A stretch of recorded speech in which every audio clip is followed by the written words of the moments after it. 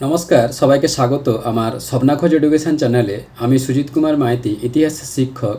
চলে এসেছি আজকে দ্বাদশ শ্রেণীর একটি বিষয় নিয়ে। আজকের বিষয় আলিগড় আন্দোলনের ব্যর্থতা ও সীমাবদ্ধতা। ভিডিওটি ভালো লাগলে লাইক, কমেন্ট, শেয়ার ও সাবস্ক্রাইব করে রাখবেন। আর পাশের নোটিফিকেশান বোতামটি সক্রিয় করে পাশে থাকবেন, যাতে এইরকম নতুন নতুন ক্লাস ভিডিও সবার আগে আপনার কাছে পৌঁছে যেতে পারে। শুরু করছি আজকের ক্লাস ভিডিও, আলিগড় আন্দোলনের ব্যর্থতা ও সীমাবদ্ধতা।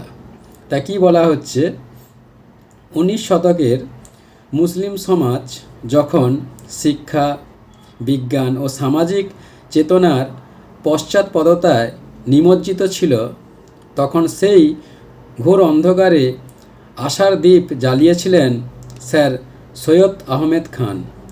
তার নেতৃত্বে গঠিত আলিগড় আন্দোলন ছিল একটি বৌদ্ধিক বিপ্লব।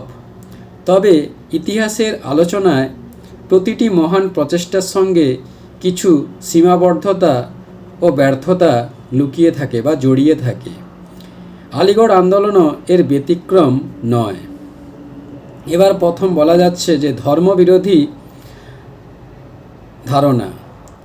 আলিগড় আন্দোলনের মূল লক্ষ্য ছিল মুসলমানদের মধ্যে পাশ্চাত্য শিক্ষার প্রসার, বিজ্ঞান মনস্কতা ও যুক্তিবাদী চেতনার উন্মেষ ঘটানো।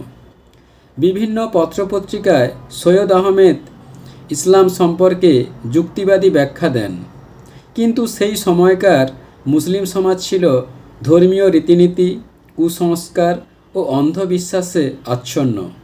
এই অবস্থায় গোঁড়া মৌলবী ও মোল্লারা সৈয়দ আহমেদ খানের আধুনিক চিন্তা ও ধর্মীয় ব্যাখ্যার বিরোধিতা করেন।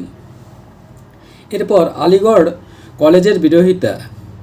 মৌলবীদের একটি বড় অংশ মনে করতেন আলিগড় কলেজে পাশ্চাত্য শিক্ষা, বিশেষত ইংরেজি ও বিজ্ঞানের শিক্ষা মুসলমানদের ধর্মচ্যুত করবে। তারা অভিযোগ তোলেন যে কলেজে ইংরেজি ও বিজ্ঞানের পাঠদান ধর্মীয় শিক্ষার পরিবর্তে কুফরি সংস্কৃতি প্রচার করছে। আরবি কুফর শব্দটি থেকে কুফরি কথাটি এসেছে, যার অর্থ হল অবিশ্বাস বা ধর্মত্যাগ। এরপর কোরআনের ব্যাখ্যা নিয়ে বিরোধ। স্যার সৈয়দ আহমেদ কোরআনের অনেক আয়াত মানে স্তবক বা অনুচ্ছেদ প্রকৃতিবাদী ও যুক্তিনির্ভর ব্যাখ্যা দিয়েছেন। তিনি চন্দ্র, সূর্যগ্রহণ, সৃষ্টি ও জ্যোতির্বিজ্ঞান সংক্রান্ত আয়াতগুলিকে বৈজ্ঞানিক ব্যাখ্যার আলোকে ব্যাখ্যা করেন। এতে অনেক আলেম বা ইসলামী পণ্ডিত তার বিরুদ্ধে ফতোয়া দেন এবং বলেন যে সৈয়দ আহমেদ ইসলামের মূল শিক্ষাকে বিকৃত করছেন। এরপর সাম্প্রদায়িকতা। স্যার সৈয়দ আহমেদ মুসলমানদের জন্য আলাদা রাজনৈতিক পরিচয় ও শিক্ষা ব্যবস্থার কথা বলেছিলেন, যা পরবর্তীতে মুসলিম স্বাতন্ত্র্যবাদ ও পৃথক নির্বাচনের ভিত্তি গড়ে তোলে। আলিগড় আন্দোলন প্রচার করে যে হিন্দু ও মুসলিম দুটি পৃথক জাতি। সৈয়দ আহমেদ জাতীয় কংগ্রেসকে হিন্দুদের সংগঠন বলে প্রচার করে কংগ্রেস থেকে মুসলিমদের দূরে থাকার পরামর্শ দেন। এরপর নারী শিক্ষায় সীমিত অগ্রগতি।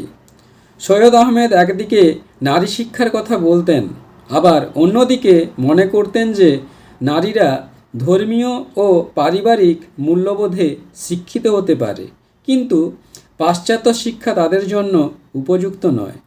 তিনি নারীদের প্রাতিষ্ঠানিক শিক্ষার বিষয়ে খুব বেশি উদ্যোগ নেননি। এরপর রাজনৈতিক চেতনার অভাব। আলিগড় আন্দোলনের মূল লক্ষ্য ছিল শিক্ষা ও সংস্কার, কিন্তু রাজনৈতিক অধিকারের দাবিতে সরাসরি কোনো কর্মসূচি নেওয়া হয়নি।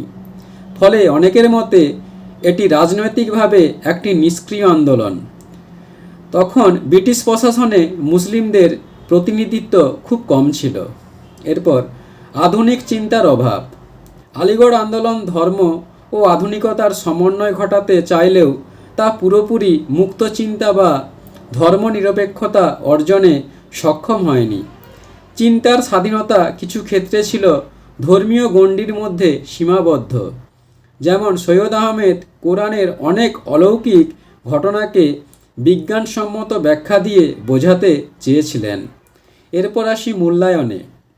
বিভিন্ন দোষ ত্রুটি থাকা সত্ত্বেও স্যার সৈয়দ আহমেদের মতো একজন মুসলিম হিতাকাঙ্ক্ষী ও মহান নেতার অবদান অস্বীকার করা যায় না। হতাশার অন্ধকারে ডুবে থাকা মুসলিম সমাজের উন্নতির জন্য তাঁর ঐকান্তিক প্রচেষ্টা অবশ্যই প্রশংসার যোগ্য। ঐতিহাসিক রমেশচন্দ্র মজুমদারের মতে ঊনবিংশ শতাব্দীর নবজাগরণ ও জাতীয়তাবাদী আন্দোলন হিন্দুদের কাছে যা ছিল, আলিগড় আন্দোলনও ছিল মুসলিমদের কাছে ঠিক তাই। বন্ধুরা, এখানেই ক্লাস ভিডিওটি শেষ করলাম। পরবর্তী আবার একটি নতুন এইরকম ক্লাস ভিডিও নিয়ে উপস্থিত হব। ধন্যবাদ, সবাই ভালো থাকবেন।